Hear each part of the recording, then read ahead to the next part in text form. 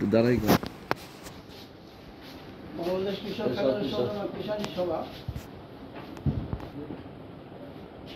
সাধারণ মানুষ খেতে পাইত না, হাহাকার অবস্থা দেশের ওই চরম মুহূর্তে 16 কোর্স আব্দুল সত্তার খান, কমরেড আব্দুল সত্তার খান ডাক দিলেন যে ভূমিহীন যারা আছে তারা ঐক্য হও। তাদের কথা অনুসারে, নেতার কথা অনুসারে ভূমিহীনরা ঐক্যবদ্ধ হয়ে 81 খুঁটি কাটা দিয়েই আপনারা চলে উঠছিলেন। খাওয়ার কোনো ব্যবস্থা ছিল না, মাছ আনার ধরে কোনো রকম জীবিকা নির্বাহ দিয়েই আপনারা সংসার পরিচালনা করেছেন। কিন্তু আজও 2024 সাল হয়ে গেল, এই 24 সালের আপনারা এখনো যা বসবাস করছেন। এটা আমাদের সংগঠন থেকে আপনাদেরকে অভিনন্দন এবং শুভেচ্ছা জানাই। আপনাদের ঐক্য কি এটা আপনার আমাদের বলার কোনো প্রয়োজন নেই, কারণ আপনারা ঐক্য হইলে কি করতে পারছেন, আর অনৈক্যর ব্যাপারটা তো বিচ্ছিন্ন অবস্থায় থাকে। আজকে সাধারণত জমি নিয়ে যে বিরোধ সৃষ্টি, এখানে দেখা গেছে জমি পায় নাই, তারপরেও দেখা গেল যে ঐক্য নাই।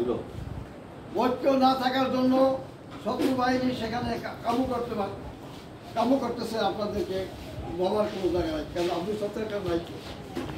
এখন যারা আছেন তারা এটা দেখবেন, কিন্তু আপনারা যদি সারা না দেন, আমি কিন্তু লাইনকে ঘুরেই কথা বলছি, রাজনৈতিক লাইনের কথা বলে তাদের কথা অনুসারে আপনারা এখনো এদিক সেদিক ভাগ্য নষ্ট হলে আপনাদের হবেন, জমি থেকে উচ্ছেদ হলে আপনারা হবেন। নলি খান এবং যাই সারা বাংলাদেশে শুধু দক্ষিণে বা পটিগঞ্জ জেলায় শুধু সংগঠন নয়, সংগঠন সারা বিশ্বের আপনার বাংলাদেশের প্রত্যেকটা জেলায় এই সংগঠনটা যায়, বিভিন্ন কায়দায় আর কি।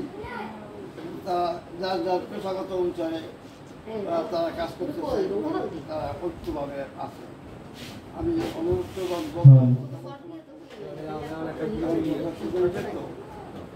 কেউই সুবিধা উপভোগ করতে পারবেন না,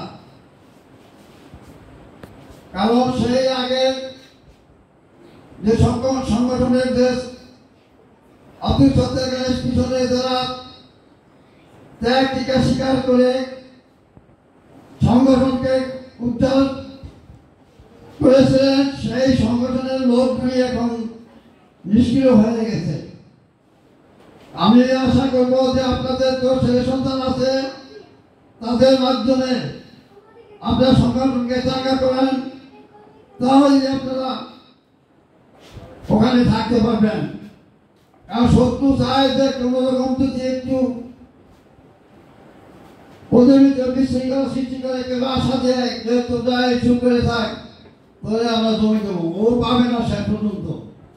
এটা ভুল ধারণা, কারণ দালালের চক্রটা গেল সবচেয়ে খারাপ জিনিস। স্বার্থের জন্য নিজের স্ত্রীকে অন্যকে ব্যবহার করায়, কিন্তু তার স্বার্থ উদ্ধার করতেই হবে। আমি আপনাদের কাছে জনগণ রাখবো, আপনারা ঐক্য আগের মতো ঐক্য হয়ে যান। আহ্বান নেতা কি বলে সেদিকে লক্ষ্য রাখেন, কারণ আপনারা তো এদিকে অফিস আদালত সামলাতে পারবেন না। এটা আপনাদের সাথে থাকা সংগঠনের যারা লোক আছে তাদের মাধ্যমে আপনারা সুপার বই আনতে পারেন, সেই কামনা করে আমি আমার সংক্ষিপ্ত বক্তব্য শেষ করছি। জয় বাংলা, জয়। এখন মকবুল হোসেন কোরআন তেলাওয়াতের মাধ্যমে সভা শুরু করবেন।